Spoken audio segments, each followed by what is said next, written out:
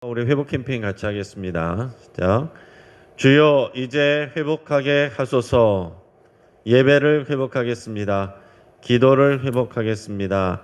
사랑을 회복하겠습니다. 가정을 회복하겠습니다. 사명을 회복하겠습니다. 아멘. 우리 에베소서 우리 4장 24절 우리 세 번 우리 같이 하겠습니다. 시작. 하나님을 따라 의와 진리의 거룩함으로 지으심을 받은 새 사람을 입으라. 하나님을 따라 의와 진리의 거룩함으로 지으심을 받은 새 사람을 입으라. 하나님을 따라 의와 진리의 거룩함으로 지으심을 받은 새 사람을 입으라. 아멘. 하나님께서 오늘 우리에게 주시는 말씀은 출애굽기 35장 20절에서 29절까지 말씀입니다. 자, 오늘 본문을 통해서 우리가 마음이 중요합니다 라는 제목으로 말씀의 은혜를 같이 나누겠습니다. 그럼 따라하겠습니다. 마음이 중요합니다. 우리 열길 물속은 알아도 한길 사람 속은 알지 못한다 라는 그런 속담이 있습니다. 여기서 사람의 속이라는 것은 그 속에 있는 우리 마음을 얘기하는 것이죠. 사람들은 속마음을 잘 표현하지 않습니다. 일본도 그렇지만은 우리나라 사람들도 우리 속마음을 잘 표현하지 않아요. 자신의 속마음하고는 다른 말을 할 때가 많이 있습니다.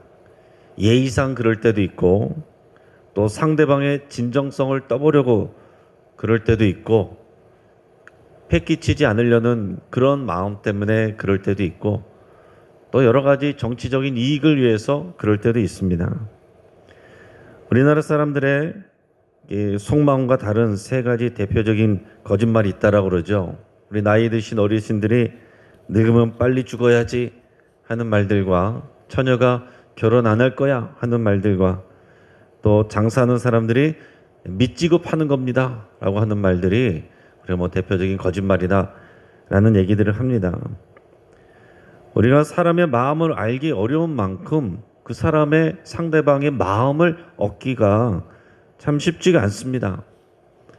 자, 요즘은요 사람들의 마음을 읽으려고 하는 그런 기술이 또 많이 발전하고 있습니다.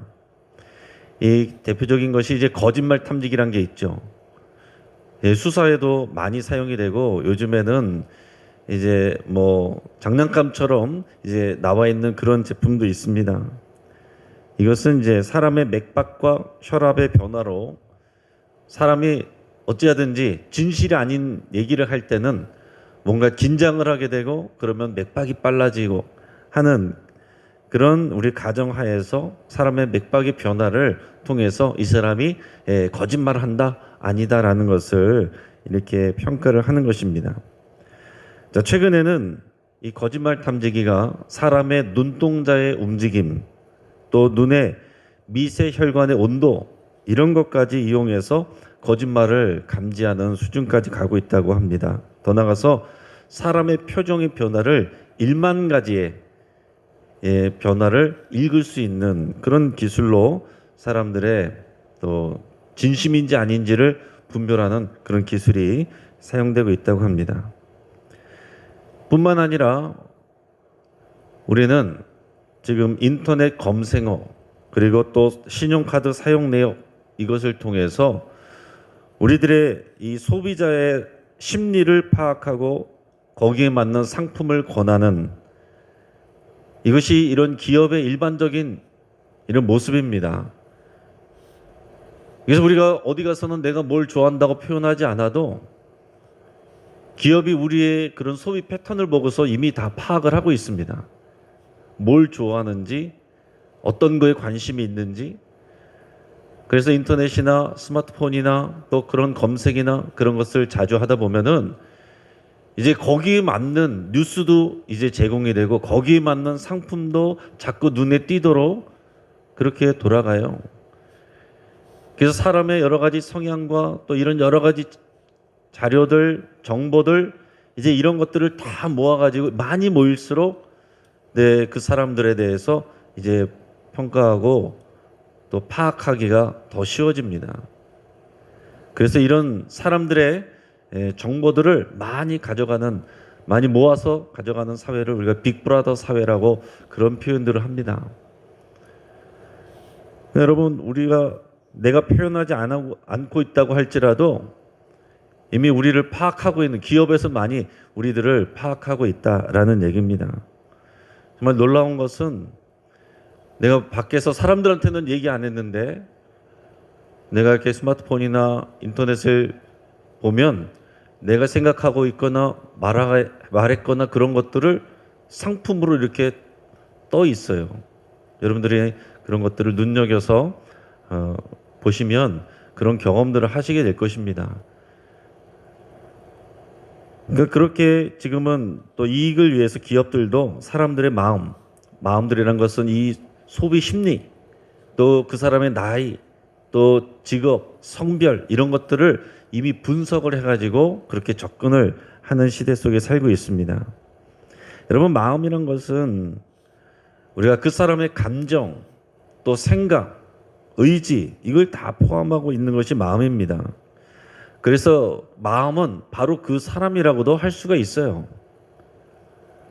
따라서 인간관계에서 진정한 관계는 마음을 주고받는 관계가 진짜 진정한 관계입니다.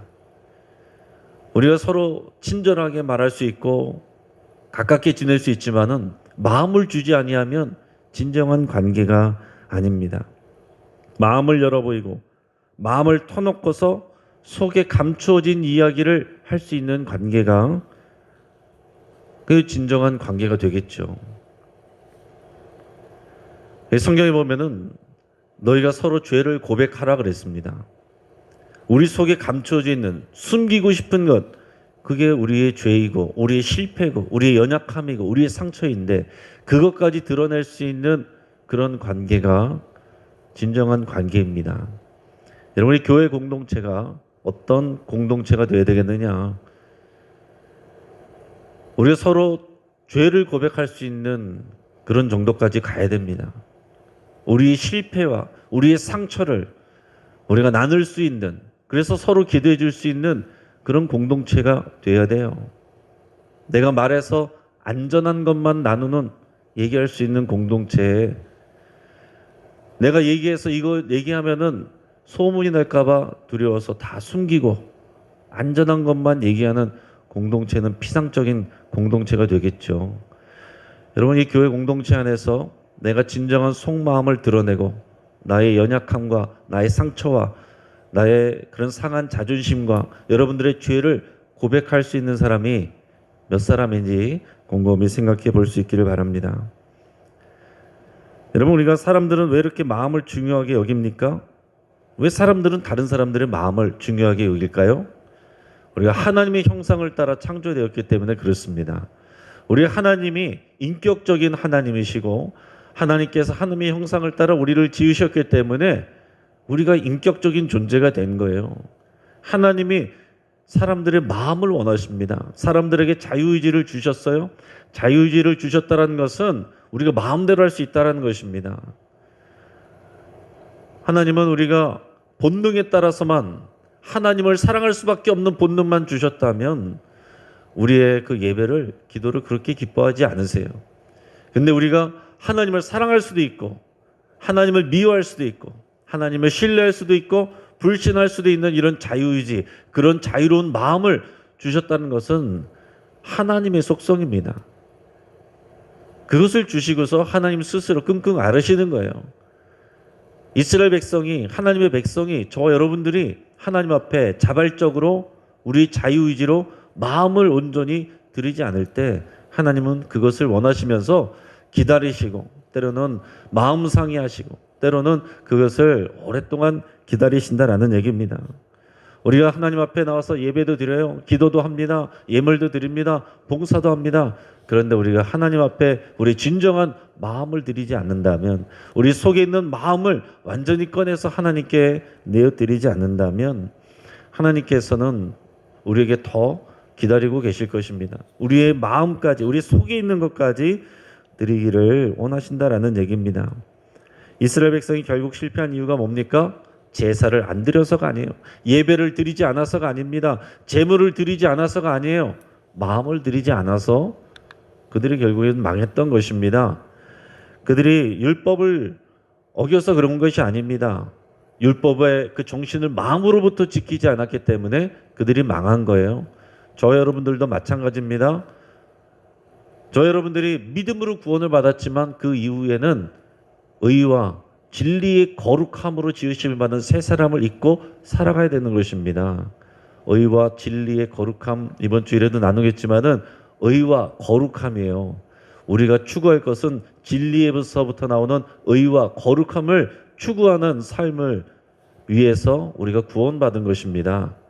내 행복을 위해서 달려가는 인생이 아니라 그 진리를 듣고서 하나님의 의와 거룩함을 향해서 나가는 그 삶을 하나님께서 원하시고 기다리시고 자발적으로 자유의지로 이 의와 거룩함을 추구하는 새 사람의 옷을 입고 살아가는 우리를 기대하고 계신다라는 얘기입니다. 그래서 신약시대를 준비하는 하나님께서 사람들에게 뭐라고 하셨습니까? 내가 이제 너희들에게 새 영과 새 마음을 부어줄 것이다. 새 마음이 중요하다는 거예요. 그 새 마음을 위해서 새 영을 부어준다 같은 표현입니다. 이제는 나의 말을 하나님의 법을 그 명령을 돌판에 기록해도 안 됐는데 너희의 마음판에 쓸 것이다. 이 마음에다 새겨야지. 그리고 그 마음으로부터 그 말씀을 지켜야지 의미가 있는 것이지. 그것을 많이 알고 많이 외우고 그것을 겉으로만 지켰다라고 해서 되는 게 아니다라는 얘기입니다. 우리 하나님은 우리들의 마음을 원하십니다. 성막을 세우는 일을 지금 하고 있는데 오늘 본문을 자세히 보면 이것은 모든 백성들의 헌신과 헌물과 봉사를 통해서 성막이 지어진다는 것을 알 수 있습니다. 그런데 오늘 본문 내내 하나님께서 강조하고 계신 게 뭐냐? 그것은 마음으로부터 자원하는 것을 통해 이루어져야 된다. 이것을 하나님이 강조하고 계세요. 자, 오늘 본문의 20절, 21절 같이 읽어보겠습니다.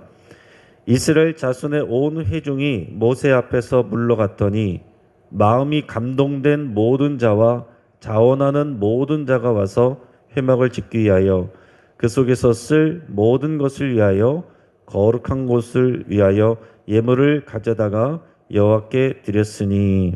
아멘. 자, 모세로부터 이 성막 건축에 필요한 것들, 이런 것을 하나님께 드려라. 이제 재언약을 나누는 그 과정에서 이 말씀을 이스라엘 백성이 들었습니다. 이 말씀을 듣고 나서 일단은 흩어졌어요. 각자의 처소로 갔습니다. 이 얘기를 듣고 이제 모여가지고 대책 회의를 한 게 아니에요. 하나님께서 이런 말씀을 하셨으니까 우리가 그러면은 어떻게 할 것인지, 누구는 너무 많이 내고 누구는 너무 적게 내고 그러면 우리가 좀 서로 좀 체면도 있고 서로 보기도 그렇고 하니까 어느 정도 맞춰서 냅시다, 이렇게 한 게 아닙니다. 각자 처소로 돌아가서 각자의 마음에 원하는 대로 냈다라는 거예요. 뭐라고 말씀하고 있습니까? 그 중에서 마음이 감동된 자들과 자원하는 모든 자들. 그러면 이게 결국 같은 의미입니다. 마음이 감동된 자들이 이제 그 마음에 자원하는 마음으로 하나님 앞에 여러 가지 예물을 가지고 나왔다라고 말하고 있습니다. 이 두 가지 모두가 다 사람의 마음으로 하나님 앞에 예물을 드렸다라는 것입니다. 누가 시켜서 한 것이 아니라 자발적으로 자기의 자유의지로 자기가 원해서 자기의 마음을 감동을 받아 자기의 의지를 가지고 하나님 앞에 원하는 만큼 드렸다라는 것입니다. 앞에서 5절에서 하나님 모세를 통해 뭐라고 말씀하셨냐면은 여호와께 드릴 것을 택하되 마음에 원하는 자는 누구든지 그것을 가져다가 여호와께 드릴지니라 라고 하셨습니다. 여러분, 이 말을 듣고 마음이 움직인 사람들이 많이 있었어요. 그들은 단지 마음의 감동을 받았을 뿐만 아니라 실천으로 옮기는 자원하는 마음을 가졌습니다. 성막을 짓는 일에 이 백성들의 마음이 얼마나 중요한지 오늘 본문을 통해서 우리 같이 한번 확인해 보겠습니다. 오늘 21절에서 봤을 때 마음이 감동된 모든 자와 또 자원하는 모든 자라고 했습니다. 22절에 보면 곧 마음에 원하는 남녀가 이렇게 되어 있습니다. 25절에 보면 마음이 슬기로운 모든 여인은, 26절에 마음의 감동을 받아 슬기로운 모든 여인은, 또 29절에 보면 마음에 자원하는 남녀는 누구나, 맨 밑에 이스라엘 자손 여호와께 자원하여 드린 예물이니라. 자, 이게 다 우리들의 마음을 강조하고 있는 것입니다. 이스라엘 백성들이 이제 시켜서 억지로 하는 것이 아니라 그들이 감동을 받아서 하나님 앞에 자원하여 자기 의지로 스스로 택하여서 하나님 앞에 이 성막을 지을 예물들을 드렸다라고 기록하고 있어요.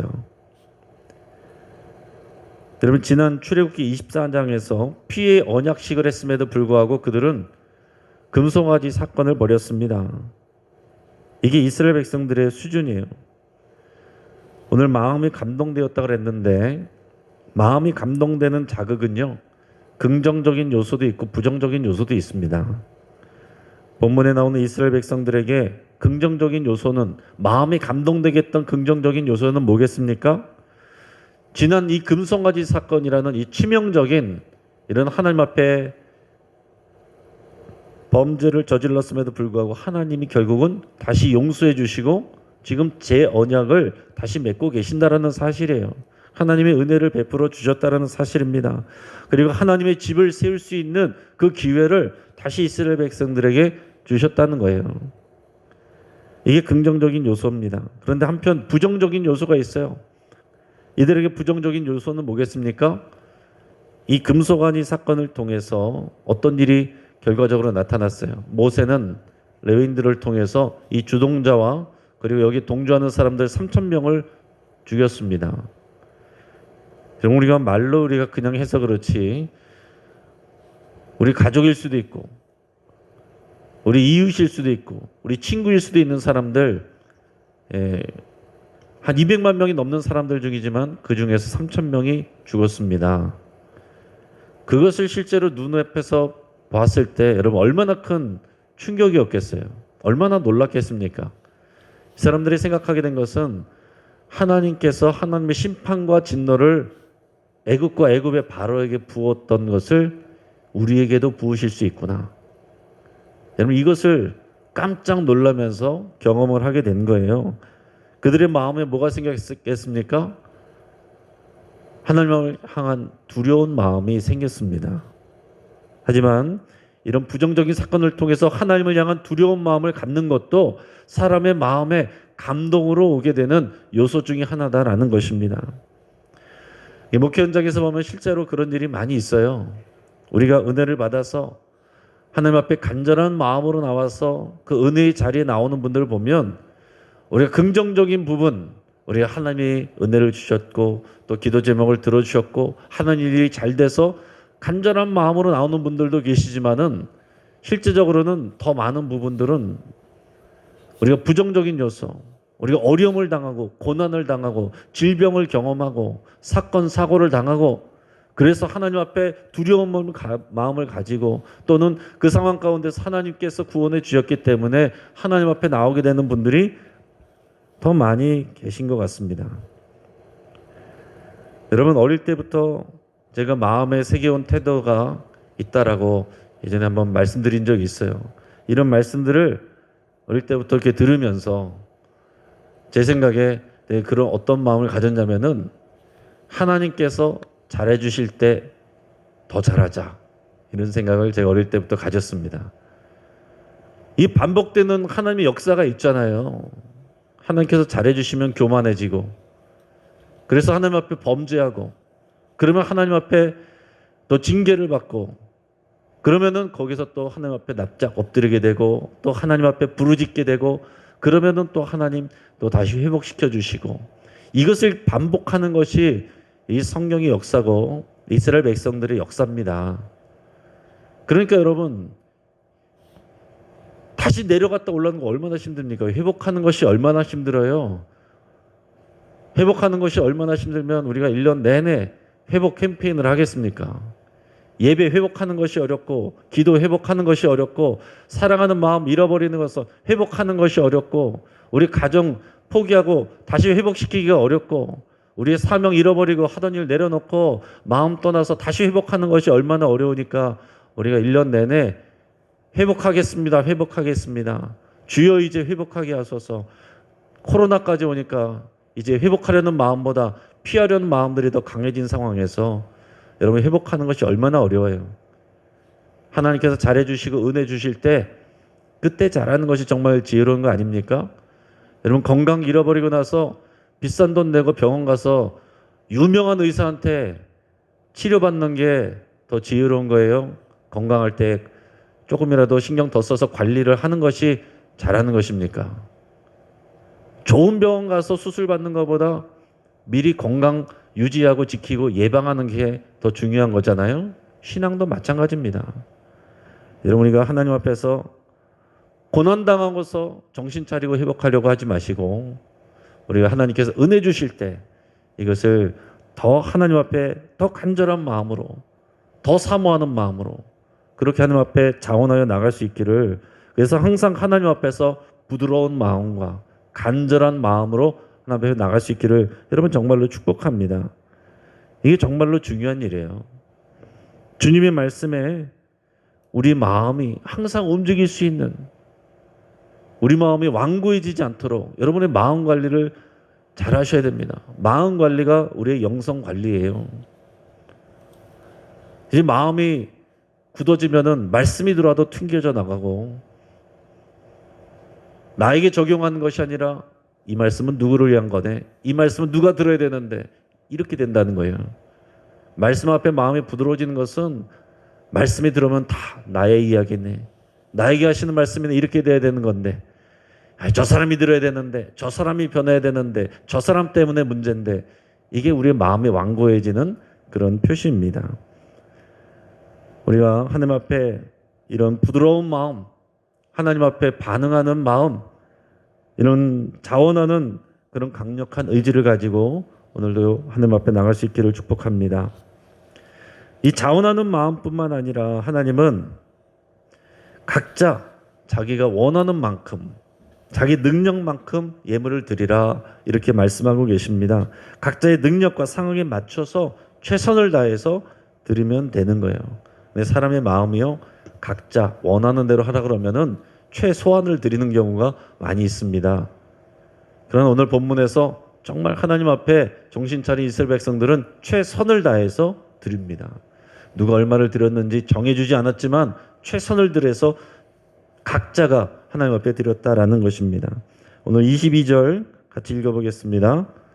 곧 마음에 원하는 남녀가 와서 팔찌와 귀걸이와 가락지와 목걸이와 여러 가지 금품을 가져다가 사람마다 여호와께 금예물을 드렸으며. 아멘. 자, 마음에 원하는 남녀가 금을 하나님께 드렸는데 팔찌와 귀걸이와 가락지와 목걸이와 그 외 여러 가지 금품을 드렸습니다. 금송아지를 만들 때는 앞에서 여인들의 금고리, 귀에서 끼고 있는 금 귀고리를 모아서 그것으로 만들었다라고 그랬어요. 그런데 그렇지만 성막을 짓기 위해서는 모은 금은 훨씬 더 많았습니다. 팔찌와 귀걸이와 가락지와 목걸이, 마음에 오는 남녀, 다양하게 훨씬 더 많이 모았는데 출애굽기 38장에 보면은 이때 모은 금의 총량이 29달란트 733개리였다라고 그랬어요. 약 30달란트인데 지금으로 환산해 보면 한 달란트가 34kg 정도 됩니다. 그래서 요즘으로 치면 이것이 약 1톤 정도가 된다라고 그래요. 금 1톤이라는 거예요. 상상이 잘 안 되시죠? 우리가 엄청난 양이지만 이것을 부피로 따지면은 가로 세로 높이가 약 37cm 정도 된다고 합니다. 저는 이제 개인적으로는 잘 이해가 되진 않지만은 이제 금이 비중이 높아서 무게가 많이 나가도 모아놓으면 그런 것 같습니다. 금뿐만이 아니라 은과 노수로 예물을 드린 사람들도 많았다라고 돼 있고, 갖고 있는 조각목을 드린 사람들도 많이 있다라고 그랬어요. 우리가 조각목에 대해서 우리가 말씀을 나눌 때 광야에서 흔하게 보는 나무라는 것을 우리가 묵상을 많이 했는데, 그러나 실제적으로 그만큼 조각목은 생명력이 굉장히 강한 나무입니다. 그 안에 빈틈이 없이 빽빽한 그런 나무이기 때문에 그냥 광야에서 보는 또 이렇게 백향목처럼 올곧은 그런 나무는 아니지만은 이미 애굽에서도 관을 짤 때나 이런 귀한 것을 쓸 때 또 재료로 사용을 했다고 합니다. 그래서 이 백성들 가운데서도 조각목을 소유하고 있는 사람들이 있었다라는 거예요. 또 26절에 보면 마음의 감동을 받은 슬기로운 여인들은 가진 것이 많지 않지만 기술이 있기 때문에 염소털을 모아서 실을 뽑아왔어요. 자기의 달란트를 드렸다라는 얘기입니다. 27절에서 28절 보면 모든 족장들은 각 리더들이에요. 쉽게 말하면 중직들입니다. 이런 사람들은 뭘 드렸느냐? 호마노를 비롯한 여러 보석들을 가져왔다 그랬어요. 더 비싸고 귀한 것을 가져왔습니다. 그들은 백성의 지도자들이고 상대적으로 더 풍요롭기 때문에 비싼 보석들을 자원하여서 드렸습니다. 하나님이 정해주신 게 아니에요. 그리고 등불과 관유와 분향을 향해 사용되는 기름과 향품들을 모아왔다라고 그랬어요. 지도자들은 주로 이렇게 비싸고 값나가는 것들을 하나님께 드렸다라고 그랬어요. 하나님 앞에 마음으로 드린다는 것은 뭡니까? 아낌없이 드렸다라는 것을 의미하는 거예요. 기술 있는 사람은 자신의 능력을 사용해서 드렸고 또 재물이 많은 사람은 재물을 통해서 하나님께 드리는 것입니다. 이제 말씀을 정리하겠습니다. 하나님은 마음으로부터 감동받고 자원하여서 드리는 그 예물을 기뻐하시고 그 헌신을 기뻐하십니다. 하나님의 집과 신앙 공동체는 그런 자원하는 마음과 헌신으로 이루어집니다. 사람들은 쉽게 마음이 완고해져요. 그러나 부정적인 사건을 통해서도 때로는 우리 마음이 부드러워질 수 있습니다. 하나님의 긍정적인 은혜와 선물을 통해서도 마음이 부드러워질 수도 있어요. 여러분 어떤 모양이든지 어떤 상황이든지 우리의 마음을 하나님 앞에 부드럽게 하시고 자원하는 마음, 헌신하는 마음, 하나님을 향한 목마름을 가지고 살아갈 수 있기를 바랍니다. 누가 더 많이 내느냐 이런 비교할 필요가 없었어요. 의논할 필요도 없었습니다. 서로 정할 필요도 없어요. 각자 자신이 각자 받은 감동과 자원하는 마음을 가지고 자기의 능력만큼 최선을 다해서 드리면 됐습니다. 물질이 없는 사람은 기술로 능력을 사용해 드렸고 물질 있는 사람은 더 비싸고 고급지고 중요하고 귀한 것을 헌물로 드렸습니다. 여러분 우리 마음이 지금 어떻습니까? 주의 은혜로 여러분 항상 부드럽고 간절한 마음을 하나님 앞에 드릴 수 있기를 주의 이름으로 축복합니다. 같이 한번 기도하겠습니다. 지금 우리의 말씀을 붙잡고 함께 기도하겠습니다. 우리에게 새 영과 새 마음을 부어주시기를 위해서 여러분 같이 기도하겠습니다. 우리가 어떤 일이든지 합력하여 선을 이루기를 위해서 여러분 기도할 수 있길 바랍니다. 우리가 실패하거나 또 잘못된 것이 아닙니다. 하나님은 우리의 고난도 우리의 상처도 우리의 능력과 업적도 다 사용하십니다. 아무튼 이것들이 다 합력하여 하나님의 선을 이루는 일에 여러분들이 쓰임받기를 여러분 위해서 같이 기도하시기 바랍니다. 우리의 마음이 굳어지지 않도록 여러분들 기도하시길 바랍니다. 새 영과 새 마음으로 풍성해지기를 위해서 함께 기도하시기 바랍니다.